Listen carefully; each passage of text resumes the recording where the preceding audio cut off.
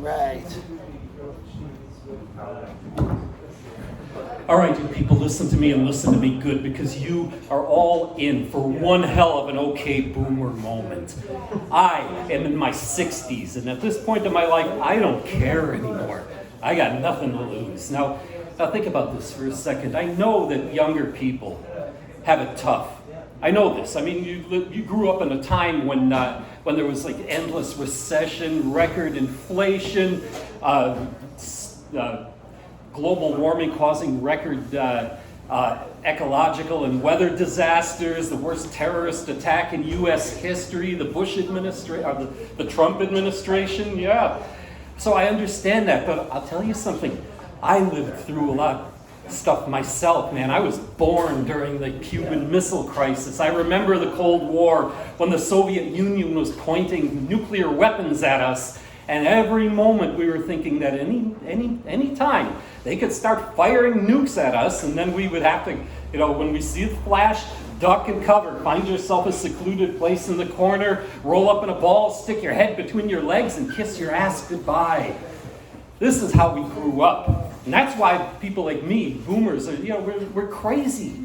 We lost our minds from the very beginning. And, it wasn't easy growing up at this time, because, a lot of the things that we take for granted as far as keeping, safety, for example. We didn't ride our bikes with, yeah, it's right over there, Jimmy.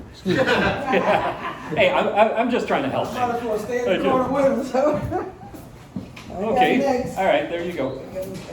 Anyway, yeah, well, when I was a kid, we didn't wear knee pads or helmets when we rode motorbikes. We played with fireworks, firearms, knives, poisons, explosive chemicals, and this is contributed to how we learned our survival skills. And the kids that didn't know how to deal with that, they didn't make it. That's, I'm sorry, but, Darwin in effect. And, I used to have this enormous chemistry set in my basement that terrified all my neighbors, because I'm making all kinds of stuff. I made my own homemade fireworks. I made poison gas. One time I tried to make my own homemade LSD, and, but it didn't work. I didn't feel anything, and it had no effect.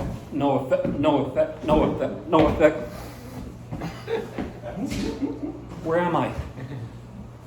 Oh, okay, yeah.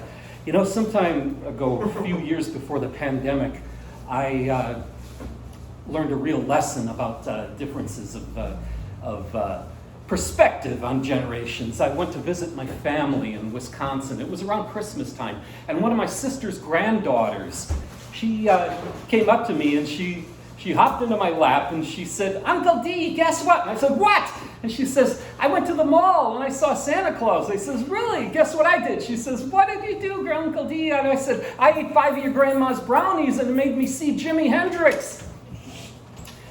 And the whole thing keeps going on. What we got now, a unique set of problems, a unique set of variables that we didn't have when we were kids.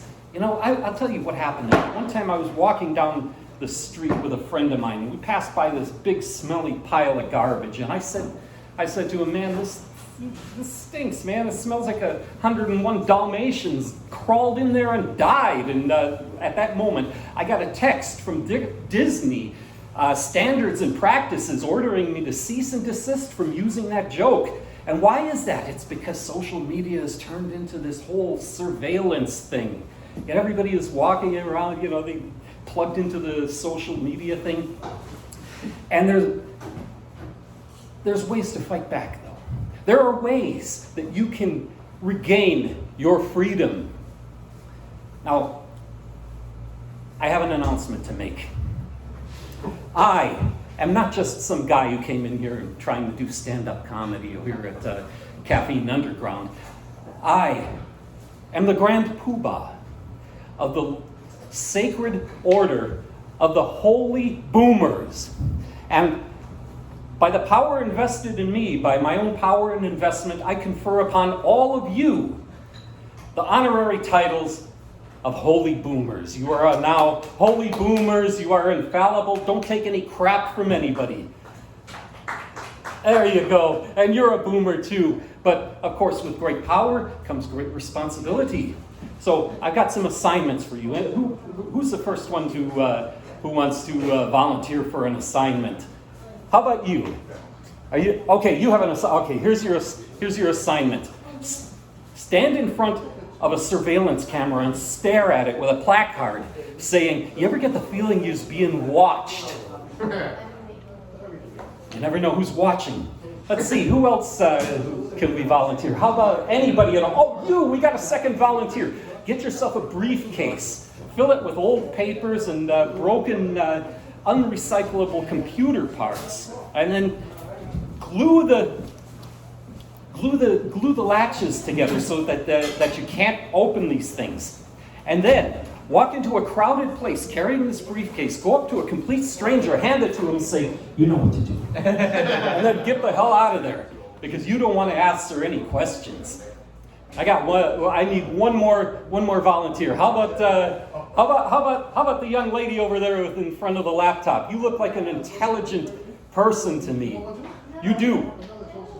Yes, you do. Oh, don't be bashful. You look like you've gone to school and earned some degrees. I'm telling you. So here's your assignment. Here's your assignment. Go up to somebody in a crowded place, all right? And and go up to them, a stranger, and say, "Excuse me, sir, what year is it?" And they're going to be like, "What are you talking about? What year is it? Tell me what year it is." And they'll say, "It's 2022, and then jump up and down all excited and say, "It worked, and then run the hell out of there. All right, so anyway, you all have your assignments. Thank you so much. You've been a great bunch of guys, gals, and if there's any miscellaneous in here. And Dawoud salutes you.